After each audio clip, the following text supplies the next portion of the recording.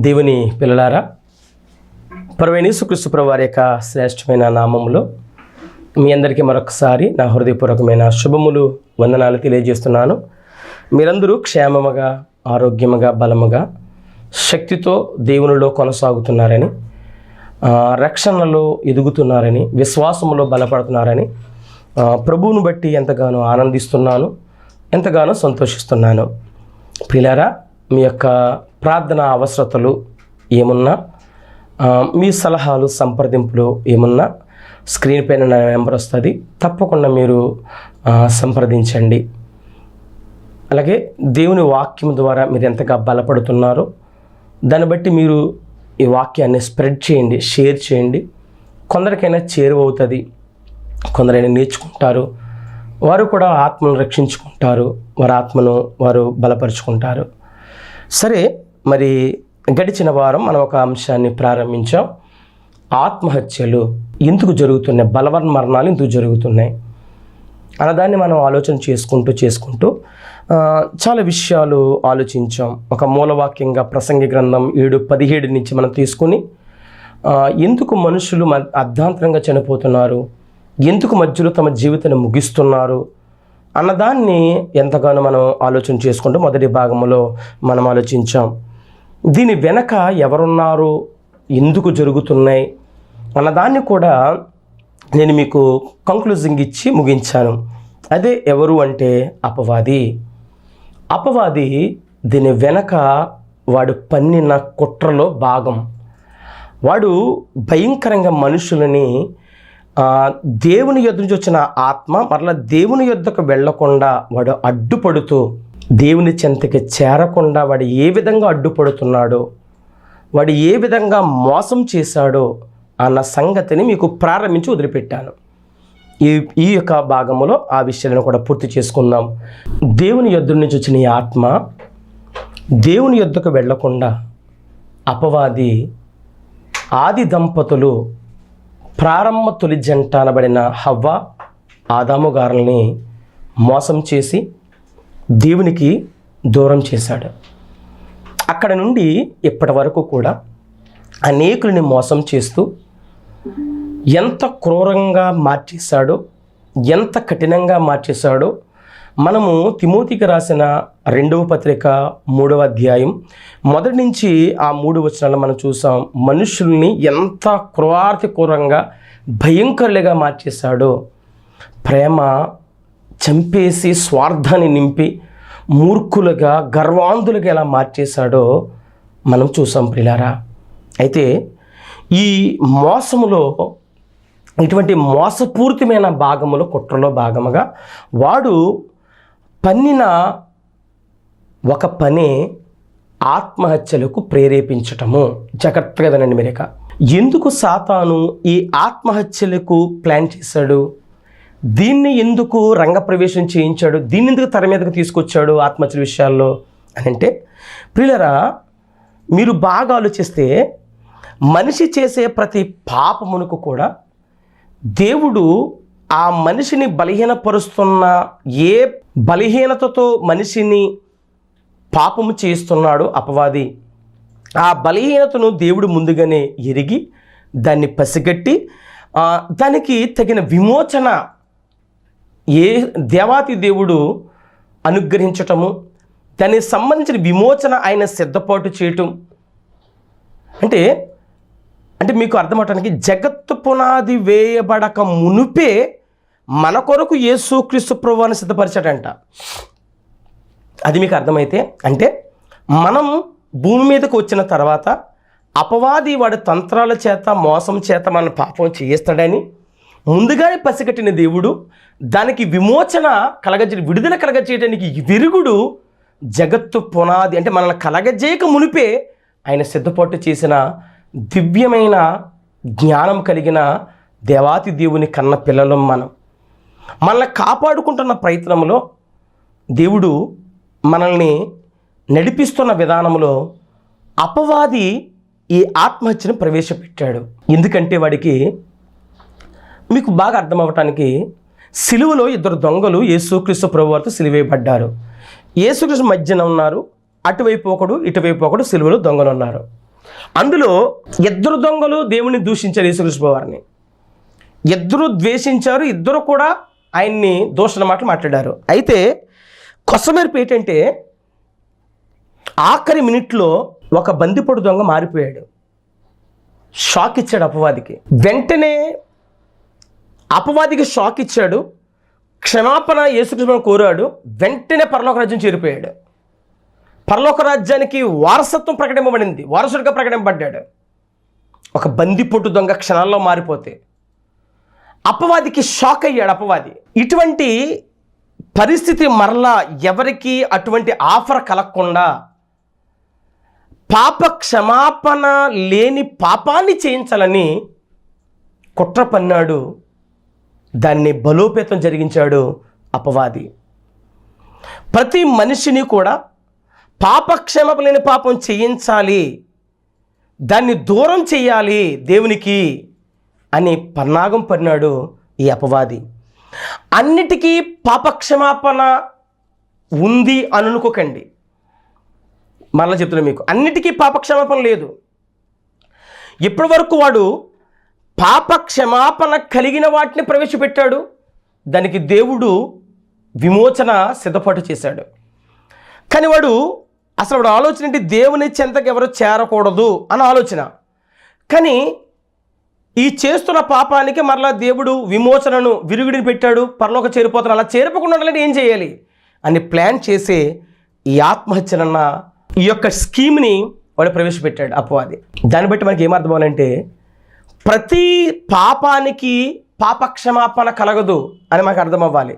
ఉదాహరణకు యేసుక్రీస్తు ప్రభువారు ఈ భూమి మీద ఉన్నప్పుడు ఆయన ఒక మాట మాట్లాడాడు. ఆయన మత్తయి సువార్త 12వ అధ్యాయం 31, 32 వచనాలు. కాబట్టి నేను మీతో చెప్పినది ఏమనగా, మనుషులు చేయు ప్రతి పాపమును దూషణయు వారికి క్షమింపబడును కానీ, అంటే మనుషులు చేసే పాపములు దోషములు ప్రతి దానికే పాపక్షమాపణ ఉంది, ఓకే బాగానే ఉంది.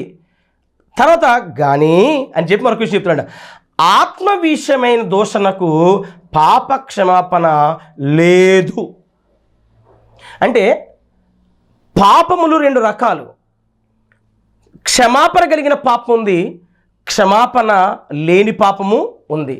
ఇక్కడ ఏ విషయం ఉంది? ఆత్మ విషయమైన దూషణ అని మళ్ళా కిందేమన్నాడు, మనుష్య కుమారునికి విరోధముగా మాట్లాడేవానికి పాపక్షమాపణ కలదు కానీ పరిశుద్ధాత్మ విరోధంగా మాట్లాడేవానికి మాత్రం ఈ యుగమందైనను రాబో యుగమందైనను పాపక్షమాపణ లేదు అని యేసుక్రీస్తు చెప్తున్నాడు. అంటే యుగం ఏంటి? అప్పుడు ఉన్న ధర్మశాస్త్రమైన యుగం యేసుక్రీస్తు చెప్పే కాలానికి. రాబో యుగం ఏంటి? క్రొత్త నిబంధన యుగం. అంటే ఆ యుగానికి పాపక్షమాపణ కలగదు, రెండు క్రొత్త నిబంధన కాలానికి కూడా పాపక్షమాపణ కలగదు. దీనికి ఆత్మ సంబంధమైన దూషణ. అంటే ఆత్మల డిపార్ట్మెంట్లో మనం వెళ్ళకూడదు, ఆత్మల డిపార్ట్మెంట్ వాళ్ళము వెళ్ళకూడదు. అక్కడికి వెళితే ఆత్మల డిపార్ట్మెంట్కి వేలు పెడితే ఇక పాపక్షమాపణ అన్నది మనకి కలగదు అన్న సంగతి మనకు అర్థం అవ్వాలి. ఈ మాట ఎవరు చెప్పారంటే సాక్షాత్తు యేసుక్రీస్తు చెప్పారు. క్షమించేవాడే, క్షమాపణనిచ్చిన వాడే, క్షమాపణ క్రైదనం చెల్లించిన వాడే క్షమాపణ లేదంటున్నాడు ఈ పాపానికి, ఆత్మ సంబంధ పాపానికి. కాబట్టి మనం ఎంత జాగ్రత్త కలిగి బ్రతకాలో మనకు అర్థం అవ్వాలి. ఆవేశపడి ఆవేశంలో ఆత్మహత్యలు చేసుకుంటే నిత్యగ్ని గుణానికి వెళ్ళిపోతే ఇక పాప క్షమాపణ ఉండదు. అదే చెప్తున్నాడు. సాతాను అపవాదివుడు ఆలోచించి వీడిని ఒకవేళ ఒక మనిషిని దొంగగా చేస్తే వాడికి పాపక్షమాపణ ఉంది, ఒక త్రాగుబోతుగా చేస్తే వాడు మారితే పాపక్షమాపణ ఉంది, ఒక తిరుగుబోతుగా చేస్తే వాడికి పాపక్షమాపణ ఉంది. అంటే ఎన్ని చేసినా పాపక్షమాపణ కలుగుతుంది కానీ ఈ ఆత్మల విషయంలో అయితే పాపక్షమాపణ లేదు అని దేవుడు చెప్పిన మాటనే వాడు పావుగా వాడు ఉపయోగించుకుని యూటిలైజ్ చేసుకుని మనిషిని దెబ్బ కొడుతున్నాడు. ప్రియమైన దేవుని సంగమా, నువ్వు ఆలోచించని వాక్యం వింటున్న నీవు నేను కూడా. నిన్ను కాటేస్తున్న వాడే దేవుడు నీ మేలు కొరకు ఒక ఆజ్ఞను పెడితే ఆ ఆజ్ఞను అతిక్రమించే విధంగా ఆది కాలం నుండి ఇప్పటి వరకు వాడు మోసం చేస్తూనే వచ్చాడు. అందులో ఒక భాగముగా ఆత్మహత్యలను ప్రవేశపెట్టాడు వాడు. అంటే వీళ్ళు శరీర సంబంధమైన పాపం చేస్తే పాపక్షమ ఉంటుంది, కానీ వీళ్ళు ఎలా కాదు, ఆత్మ సంబంధమైన పాపం చేయించాలి. ఇలా ఆత్మ డిపార్ట్మెంట్లో పాపం చేయించాలని వాడు పూనుకున్నాడు. ఇప్పటికే వాడు సక్సెస్ అవుతున్నాడు. కానీ వాడి ఉరిలో ఇప్పుడు నువ్వు నేను ఉండకూడదని ఈ వాక్యం నీతో నాతో చెప్పిస్తున్నాడు. పిల్లారా, నీ జీవితం మధ్యాంతరంగా ఆగిపోకూడదని, నీ బ్రతుకు మధ్యాంతరంగా ముగించకూడదని, నీ ఆయుష్ను మధ్యలో నువ్వు ఆపకూడదని దేవుడు నీతో నాతో చెప్పిస్తున్న సంగతులు ఇవి. ఆత్మహత్యకు ఎప్పుడు ఆలోచన రాకూడదు నీకు నాకు. అది ఆత్మల డిపార్ట్మెంట్కు వెళ్ళకూడదు. ఇక వెళ్ళావా నిత్య అగ్నిగుండం యుగములు కాలిపోతావు. వద్దు, క్షమాపణ లేని పాపం అది. అందుకే యోహాను గారు ఒక మంచి విషయం చెప్తాడు. ఆయన యోహాను మొదటి పత్రిక 5వ అధ్యాయము 16వ వచనం, తన సహోదరుడు మరణకరము కాని పాపము చేయగా ఎవడైనను చూచిన ఎడల అతడు వేడుకొనును. ఒకవేళ తన సహోదరుడు ఏదన్నా పాపం చేస్తే దాన్ని చూసిన తన సహోదరుడు వేడుకుంటాడు. మరణకరము కాని పాపం చేస్తే దేవుడు అతన్ని బట్టి దేవుడు మరణకరము కాని పాపము చేసిన వానికి జీవము దయచేయును, క్షమిస్తాడు. ఎవడో మన సహోదరుడు తప్పు చేశాడు, తప్పు చేసిన దాన్ని బట్టి మనం తెలుసు కాబట్టి ఆ అబ్బాయి కోసం మనం ప్రార్థించాం, మన సహోదరుడు కోసం. సో మన బట్టి వాడు మరణకరము కాని పాపం మరణకరము కాని పాపం కాబట్టి అంటే క్షమిస్తాడు. కానీ రెండో పాపం చెప్తున్నాడు, మరణకరమైన పాపము కలదు, అట్టి దాని గురించి వేడు కొనవలని నేను చెప్పటం లేదు. నేను చెప్పవలసిన అవసరమో లేదు. ఎందుకు? నేను చెప్పినా అనవసరమే, చెప్పకపోయినా అనవసరమే. ఇక మరణకరమైన పాపంలోకి వెళితే ఇక ఎవరు ప్రార్థన చేసినా వెండేక, ఎవరు ప్రార్థన చేసినా వెండు. అందుకే ఇర్మియాతో అంటాడు దేవుడు, ఇర్మియా ఇంక నువ్వు వీళ్ళ కోసం ప్రార్థన చేయకయ్యా, ఇంక వీళ్ళ కోసం అసలు ప్రార్థన చేయకండి యూదుల కోసం. ఎందుకు? వాళ్ళకి ఇక పాప క్షమాపణ లేదు అని అర్థం. అలాగే మనము కూడా ఇక ఆత్మల డిపార్ట్మెంట్లోకి వెళ్ళి తప్పు చేసి పాపము చేసి వాడు చనిపోతూ ఉంటే, ఇక ప్రాణపై పరిస్థితులు ఉంటే మనం వెళ్ళి ప్రభువుని నమ్ముకో స్తోత్రం అని ఆడి కోసం మనం ప్రార్థన చేసినా, వాడు ప్రభువుని క్షమించిన ఆరక్షణలో చెప్పినా వాడిని క్షమించడు, నీ ప్రార్థన వినడు. పురుగు ముందు తగాడండి, చావు బ్రతుకు మధ్య ఉన్నాడు, ఏ పాస్టర్ గారు దేవుడిని ఒకసారి క్షమించమని అడగరా అని మనం ఒకవేళ ప్రాధాయపడుతున్నాం అనుకో, వాడు ఒకవేళ క్షమించమని వాడు అడిగినా, మన క్షమించమని మనం దేవుడిని అడిగినా వాడికి క్షమాపణ లేదు, చచ్చిపోతాడు, నరకానికి వెళ్ళిపోతాడు. ఎంత భక్తుడైనా సరే, ఎంత గొప్ప పాండిత్యం ఎరిగిన వాడైనా సరే, శరీర సంబంధమైన పాపం ఉంది, దేవుడికి క్షమిస్తాడు. ఇక ఆత్మ సంబంధమైన పాపం ఉంటే క్షమాపణ ఉండదు. ఆ డిపార్ట్మెంట్లోకి మనము వెళ్ళకూడదు ప్రియులారా. చివరికి అట్టి దాన్ని గూర్చి నేను వేడుకొనవలనని అసలు చెప్పటం లేదు. అదే ఆత్మ సంబంధమైన దూషణ. ఇవన్నీ మనకి ఎప్పుడు తెలుసు? ఎప్పటి వరకు ఎవరైనా దైవజనులు చెప్తే వాళ్ళ ద్వారా తెలుసు, లేదు ఇప్పుడు నేను చెప్తే నా ద్వారా తెలుసు. కానీ మన ఫ్రెండ్ మనని ఎప్పుడు కూడా వేడని నీడలా తిరుగుతున్న అపవాదికి ఎప్పుడు తెలుసు? వాడికి ఎప్పుడో తెలుసు వాడికి.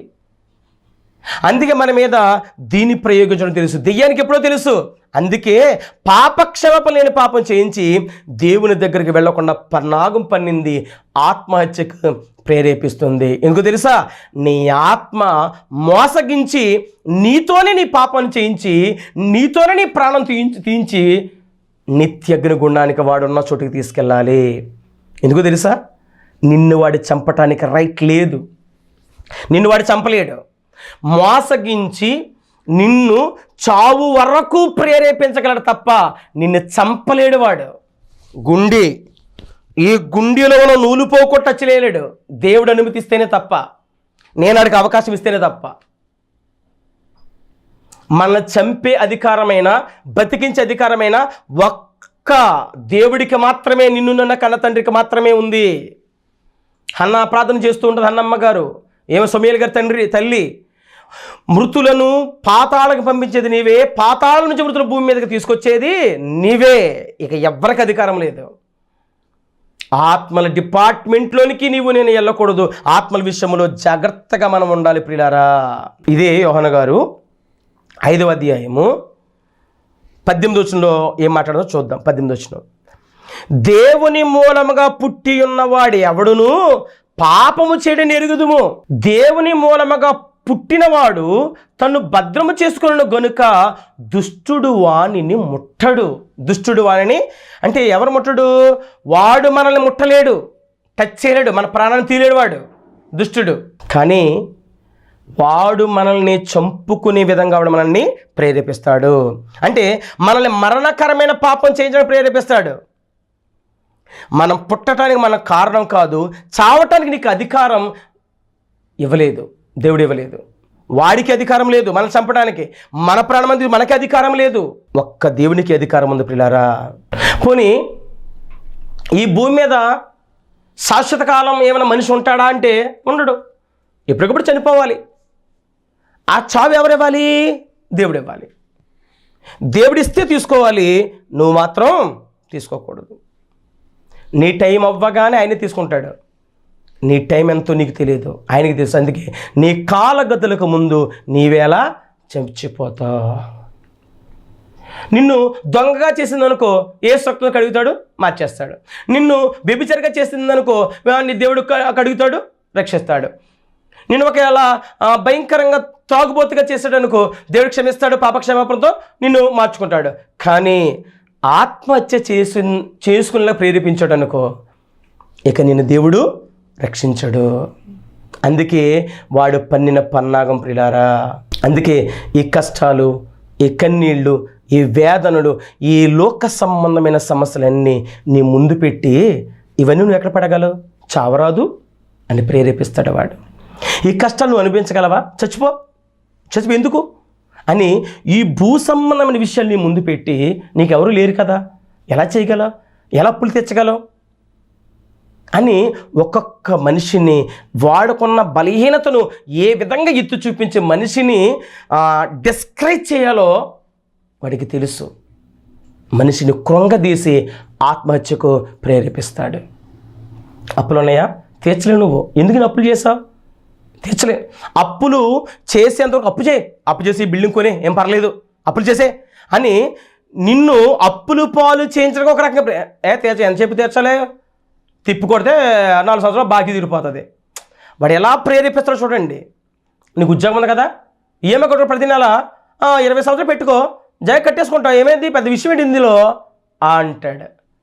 నువ్వు అలాగే బిల్డింగ్ కొంటావు, ఈ లోపల ఏదో ఇబ్బంది జరుగుతుంది, అది ఆగిపోద్ది ఇది ఆగిపోద్ది, చావే శరణ్యం. అప్పులు తెచ్చలేక. అప్పులు చేసే వరకేమో చెయ్యని ప్రేరేపిస్తాడు, అప్పులు చేసాకేమో తీర్చలేని ప్రేరేపిస్తాడు. చచ్చిపో, చావరాదు అంటాడు. లవ్ ఫెయిల్యూర్ అయింది.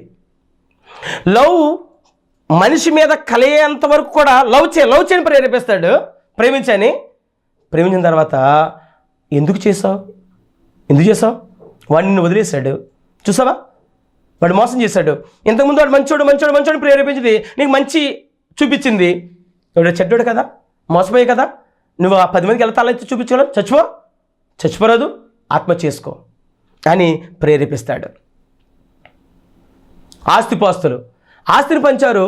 అన్నయ్యగా వాడంటే బాగా ఇష్టం కాబట్టి వాడికి బాగా ఇచ్చాడు, నీకు ఇచ్చాడా? నీకు ఇవ్వలేదు కదా. చూసావా, నువ్వు అతనికి పుట్టలేదేమో, నీకు చూసే తక్కువ చూసాడో, నీ మీద చిన్న చూపు. ఎందుకు ఈ బతుకు? తండ్రి తల్లి వద్దనపోతే ఎందుకు చావరాదు? వాడు ఎలా ప్రేరేపిస్తున్నాడో చూడండి ప్రియమైన దేవుని సంగమా. పంట పండలేదు, ఇంకా అప్పులు ఎక్కువైపోయి కదా, ఏం తెచ్చగలవు? అప్పటికే 2 పంట సరిగ్గా పంటలేదు, అప్పులోనే. ఈ పంట కూడా ఎలాగుంది, ఇక 4వ పంట వేస్తావు, 4వ పంట కూడా నీకు సరిగ్గా రాదు, అప్పుడు ఏం చేస్తావు? చావరాదు. పంటలకు పండకపోతే, ఉద్యోగాలు రాకపోతే, చదువులు రాణించకపోతే ఫెయిల్ అయిపోయావా? నువ్వు ఇంకా ముఖం ఎలా చూపించగలవు? అయ్యో ఫెయిల్ అయిపోయావు కదా, నువ్వు ఇక బతకడం అనవసరం, చచ్చిపో. ఇదిగో నువ్వు నీ తల్లిదండ్రుల ముఖం చూపించలేరు, మీ తల్లిదండ్రులు లోకల్ ముఖం చూపించలేరు. ఫెయిల్యూర్ వచ్చిందంటే అది విజయానికి తొలిమిట్టని గ్రహించు. ఎప్పుడు కూడా నిన్ను ఇంకా ఎలాగ సంసిద్ధం చేసుకోవాలో నీకు ఒక పరీక్ష. అది ఫెయిల్ అయిపోతే జీవితం అయిపోయినట్టు కాదు, అది చాలా అవకాశాలు ఉన్నాయి. చావే శరణ్యం కాదు. ఎవరు చచ్చిపోకండి, మరణించకండి. ముక్కు పచ్చలారని 13 సంవత్సరాల పాప, 8th క్లాస్ పాప, తల్లి సెల్ ఫోన్ వద్దు అని చెప్పిందని ఉరేసుకొని చచ్చిపోయింది. ఉరేసుకు చచ్చిపోయింది, సెల్ ఫోన్ వద్దందని. ఏంటండి ఇది? జీవితం అప్పుడు అయిపోయిందా? ఇలా ఎన్నో నాకు తెలిసిన వాటికంటే మీకు తెలిసే చాలా ఎక్కువ. వీటన్నిటి వెనక ఉన్నది ఎవరు తెలుసా? అపవాది కుట్ర. ఒకవేళ వాడు ఉచ్చులో నువ్వు పడకూడదని, దేవుడు ఒకవేళ నువ్వు ఆత్మల డిపార్ట్మెంట్ ఏలి పెడితే నిన్ను దేవుడు కూడా కాపాడలేడని ఈరోజు నువ్వు తెలుసుకోవాలి. ఈ యొక్క రాత్రి ఈ సందేశం ద్వారా స్కూల్ ఫీజులు కట్టలేకపోతున్నావు. ఎలాగా? నువ్వు కట్టలేవు, నీ వల్ల కాదు, నువ్వు చదివించలేవు.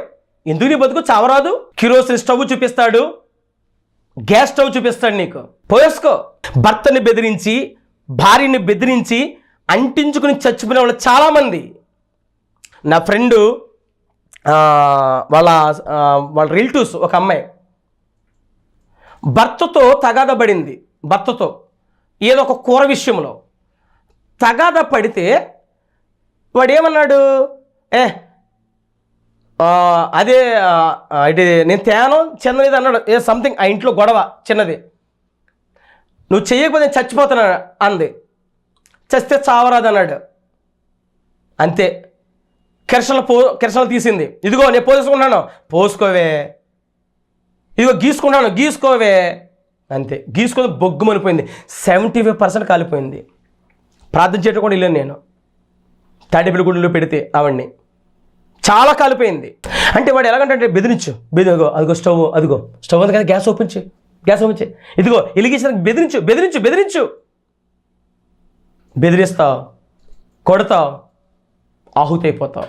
ఇలాగా ఎంతోమంది విద్యార్థుల్ని, ఎంతోమంది ఫ్యామిలీస్ని సర్వనాశనం చేశాడు, అందరి నరకానికి తీసుకెళ్ళిపోయాడు. వాడి ప్రేరణ భయంకరమైన విధానాలు. నిన్న అమ్మాయి ప్రేమించట్లేదా? యాసిడ్ పోసేస్తాడు. యాసిడ్ నిన్నంటాడు, రే యాసిడ్ పోసేస్తావు, పోలీసులు పట్టుకొని చంపేస్తారా? మరి ఏంటి పరిష్కారం? ఏం చచ్చిపోను మేక, ఎలాగ అమ్మాయి చచ్చిపోయింది కదా, నువ్వు కూడా చచ్చిపో. యాసిడ్ పోసే వరకు ప్రేరేపించింది, పోసాక నువ్వు చచ్చిపోని ప్రేరేపిస్తుంది. చూసారా? ఇదిగో మీ ఆవిడకి అక్రమ సంబంధం ఉంది, ఏం చేస్తావు? తట్టుకోలే కదా, చంపే, ముక్కలుగా కోసేసి ఫ్రిడ్జ్లో పెట్టే. నేవీలో ఉద్యోగం అండి, నేవీలో ఒక ఉద్యోగస్తుడు ఒక అమ్మాయిని వైజాగ్లో ముక్కలు కోసం ఫ్రిడ్జ్లో పెట్టాడంట. అవ్వా, నేను కాక మొన్న ఏంటి చదువుకున్న సంస్కారం ఏమైపోయిందండి. ఇంకో మాట చెప్పాలి, చదువుకుంటే సంస్కారం వస్తుంది అనుకోకండి. ఎప్పుడు కూడా చదువు వేరు, సంస్కారం వేరు. అది బై బర్త్ రావాలి, పుట్టుకతో తల్లిదండ్రులు నేర్పుతూ ఉండాలి. హత్య చేయటం, ఆత్మహత్యలు చేసుకోవటం ఎక్కువైపోయినండి ఇవన్నీ కూడా. ఈరోజు మన పాట ఆత్మహత్యల కోసం. భర్త చూడకపోతే చచ్చిపోతావు, భర్త ఎవరితో అక్రమ సంబంధం పెట్టుకుని నువ్వు చచ్చిపోతావు. ఎందుకు చచ్చిపోవాలి? ప్రతి సమస్యకు ఒక పరిష్కారం ఉంది. దేవుని చెంతకు రా. బట్టలు కొనకపోతే చచ్చిపోతావు, బుక్స్ కొనకపోతే చచ్చిపోతావు, ఫీజు కట్టకపోతే చచ్చిపోతావు, సెల్ ఫోన్ కొనకపోతే చచ్చిపోతావు. పిచ్చి పట్టించి ప్రతి మనిషిని మోసం చేస్తూ ఆత్మహత్యల వైపు తీసుకెళ్తున్న సాతాను నిన్ను కూడా. భర్త చచ్చిపోయాడా? ఒంటరిగా ఉన్నావు, ఎందుకు నీ బతుకు? 10 మంది 10 రకాలు నిన్ను అంటారు రేపు పొద్దుట. ఎందుకు బతుకు బతకడం? చచ్చిపో, పిల్లల్ని ఎవరో చూస్తారులే. విధవరాల్ని ప్రేరేపిస్తాడు. భార్య చచ్చిపోందా? ఒంటరిగా ఉన్నావు, నిన్నెవరు చూస్తారు? ఇంకా నిన్నెవరు చూడరు, చచ్చిపో అని భర్తను ప్రేరేపిస్తాడు. ఇలాగ మనిషిని చావు అని ప్రేరేపించి 5 నిమిషాలు ఆవేశపూరితంతో తమ ప్రాణాలు తను తీసుకుని ప్రేరేపిస్తున్నాడు. అప్పుడు పసిగట్టాలి. నీ భర్తను బెదిరించినంత అవసరమా? నీ భార్యను బెదిరించినంత అవసరమా? నీ కొరకు కనిపెట్టుకు చూస్తాను నీ తండ్రి ఉన్నాడయ్యా, దేవతి దేవుడు. నీ మార్పు కొరకు ఎదురు చూస్తున్న దేవుడు ఉన్నాడయ్యా, దేవతి దేవుడు. నీకోసం ప్రాణపెట్టి నీ యేసుక్రీస్తు ఉన్నారయ్యా. ఒక అమ్మాయి ప్రేమ దక్కలని చచ్చిపోతావా? ఒక అబ్బాయి ప్రేమ దక్కలని చచ్చిపోతావా? నీ భర్త చూడలేదని నీ భార్య పట్టించుకొని చచ్చిపోతావా? నీ పిల్లలు చూడలేదని చచ్చిపోతావా? నీ తల్లిదండ్రులు పట్టించుకొని చచ్చిపోతావా? ఎవరిచ్చి నీకు హక్కు? చావకూడదు. నీవు బలవన్మరణం చెందకూడదు. దైవజనుడిగా చెబుతున్నాను, నీ ఆత్మ రక్షించే మాట మాట్లాడుతున్నాను. నీకు ఏ సమస్య వచ్చినా దేవుని పాదాల దగ్గరికి రా. రెచ్చగొడుగు సాతాను. నిజామాబాద్లో థమ్సప్లు తాగి చచ్చిపోయాడండి. డీజే డాన్స్లు వేస్తుంటే ఆ డీజే సౌండ్ గుండెకి చచ్చిపోయి చాలా మంది ఉన్నారండి. కొట్లాటలు, గొడవలు, మత కల్లోలాలు భయంకరంగా ప్రేరేపిస్తాడు అపవాది. అయితే చావరాదు లేదా చంపరాదు. ఇటువంటి పరిస్థితుల మధ్య నువ్వు నేను తీసుకోవాల్సిన నిర్ణయం ఏంటి తెలుసా? దేవుని పాదాలు పట్టుకోవాలి. ఏమన్నా అంత ఎందుకండి? యేసుక్రీస్తు ప్రభువును వదలలేదండి అపవాది. ఎత్తైన శిఖరం దగ్గర తీసుకెళ్ళి ఇదిగో అక్కడి నుంచి దూకి చావు, ఆత్మహత్యకు ప్రేరేపించాడు అపవాది. యేసుకి వదలలేదు, మనల్ని ఎందుకు వదులుతాడండి? ఇస్కరియోతు యోధాన్ని ప్రేరేపించాడు, అప్పచెప్పే వరకు అప్పచెప్పి ఒక రకంగా ప్రేరేపించాడు. అప్పచెప్పాక అలాంటి నీతిమంతుడు అప్పచెప్పవా, నువ్వు సావరాదు అని వాడిని ప్రేరేపించాడు. వాడి ప్లాన్ చూసారా? అప్పచెప్పే వరకు అప్పచెప్పని ప్రేరేపించాడు. అప్పచెప్పిన తర్వాత మరొక రకంగా, అంత నీతిమంతుడా నువ్వు అప్పచెప్పింది, ఎందుకని నీ బతుకు చావరాదురా అని వాడిని ప్రేరేపించింది. చచ్చే హక్కు నీకు నాకు దేవుడు ఇవ్వలేదు ప్రియులారా. ఎన్ని కష్టాలు వచ్చినా, ఎన్ని ఇబ్బందులు వచ్చినా, ఎన్ని సమస్యలు వచ్చినా, ఎన్ని వ్యాధులు వచ్చినా దేవుని పాదాల దగ్గరికి రండి. ఎందుకు ఇవన్నీ అంటే ప్రశ్నపత్రాలు ఇవన్నీ కూడా మనం ఫిల్ చేయాలి, రాయాలి, గెలవాలి. ప్రతి ప్రశ్నకి జవాబు ఉందని తెలుసుకో. నీ ప్రశ్నలకు, సమస్యలకు యేసే జవాబు, యేసే జవాబు, ప్రభు యేసే జవాబు. అన్నీ తెలిసినవాడు నీ కన్నీరు తుడుస్తాడు, నీ ప్రశ్నలకు, సమస్యలకు యేసే జవాబు, యేసే జవాబు, ప్రభు యేసే జవాబు. ఎంత బాగా కట్టాడు అన్న పాట స్టీవెన్సన్ అన్న, ఎంత చక్కగా ఉన్నాయి. నీ ప్రతి ప్రశ్న దేవుడు సమాధానం ఇస్తాడు. రా, ఆయన పాదాల దగ్గర నెగ్గుకు రావాలండి. ఇవన్నీ కూడా ఈ శోధన గెలవాలి ప్రియమైన దేవుని సంగమా. ఈ భూమి మీద మనం చావు తెచ్చుకోకూడదు. ఎవరైనా చనిపోతాం, కానీ చావుని మనం తెచ్చుకోకూడదు ప్రియమైన దేవుని సంగమా. అలాగే చచ్చిపోయావా, అదిగో వాడున్న చోటికి వెళ్ళిపోతావు, అగ్నిగుండానికి. వాడితో తీసుకెళ్ళిపోయే ప్రయత్నం చేస్తున్నాడు. దయచేసి ఈ మాటలు నిన్ను అనేక విధాలుగా ప్రేరేపిస్తాడు. నీ భర్త ద్వారా, భార్య ద్వారా, పిల్లల ద్వారా, కుటుంబం ద్వారా, చుట్టాల ద్వారా, బంధువుల ద్వారా, లోకము ద్వారా. ఎప్పుడు మంచి అందని లోకం నిన్ను మంచి చేస్తే మంచి అందపోని, చెడు చేసి చెడు అంటానికి. లోకం కోసం బతుకుతావు ఏంటండి? దేవుని కోసం బతుకు, నీ కోసం నువ్వు బ్రతుకు. నీ ఆత్మను నీకు నువ్వు కాపాడుకోవాలి తప్ప ఎవరు నీ ఆత్మను కాపాడలేరు. దైవజనుడిగా వాక్యం చెబుతున్నాను, విని నేర్చుకో. లోకం ఎప్పుడు నిన్ను మంచి అనదు, ఎప్పుడు మంచి అనదు. నువ్వెంత మంచి చేసినా మంచి అనదు. లోకం కొరకు కాదు, నీ గురించి బతుకుతో నేర్చుకో. పరలోక రాజ్యం కోసం బ్రతకడం నేర్చుకో. 10 మందిని బ్రతికించడం కోసం బ్రతుకు. నువ్వు చావటానికి కాదు, నువ్వు ఎదుటివారి చంపటానికి కాదు. ఈరోజు నీలో బలం ఉందని, నీలో ధైర్యం ఉందని, నీలో అంగబలం, ఆర్థిక బలం, పదవి బలం ఉందని ఒకవేళ 10 మందిని చంపటానికి ప్రేరేపిస్తున్నావేమో, 10 మందిని చంపుతున్నావేమో, కానీ 7 తరాలకు ఉంటుంది శాపం. జాగ్రత్త ప్రియ దేవుని సంగమా, జగత సమాజమా, దేవుని చెంతకు వచ్చిన మనం ఆయన పాదాలు పట్టుకుందాం, నేర్చుకుందాం. ఆత్మ చేసుకోకండి, వాడు ప్రేరేపిస్తాడు. అటువంటి ప్రమాదకర పరిస్థితి మనకు ఉండకూడదు. దేవుడు మనం వెనక ఉండి నడిపించే దేవుడు. నీ కష్టాలు, కన్నీళ్ళు, ఇరుకులు, ఇబ్బందులు అన్నీ తీర్చే దేవుడు ఆయన ఉన్నాడు. ఆయన చెంతకు రా, నీ సమస్యలు తీరుస్తాడు, నీకు బ్రతికిస్తాడు, పరలోక రాజ్యానికి తీసుకువెళ్తాడు. అట్టి కృప దేవుడు మీ అందరికీ దయచేయునుగాక. ఆమె ప్రార్థన చేసుకుందాం. తలలో వంచి నీకులమేండి. సర్వోన్నతుడ, సర్వాధికారి నీ పిల్లలందరినీ దీవించండి, ఆత్మ ప్రతి వరంతో నింపండి, కనికరించి కాపాడి సంరక్షించి కష్టాలు, నష్టాలు, ఇరుకులు, ఇబ్బందులు, వేజారిపో అపవాది శోధనతో ఎవరుతున్నారో వారు విడుదల చేస్తే నెమ్మదించి మనశ్శాంతి వాక్య వినటానికి ప్రేరేపించమని క్రీస్తునామములో అడుగుచున్నాను కన్న తండ్రి, ఆమేన్. మన తండ్రి అయిన దేవుని ప్రేమ, కుమారుడైన యేసుక్రీస్తు కృప, పరిశుద్ధాత్మక అన్యోన్య సహవాస సమాధానం ఇప్పుడు ఎల్లప్పుడు సదాకాలం సకల పరిశుద్ధులకు మనకు తోడుగును గాక. ఆమేన్. అందరికీ వందనాలు పిల్లరా. సమాధానం ఉండండి. God bless you all.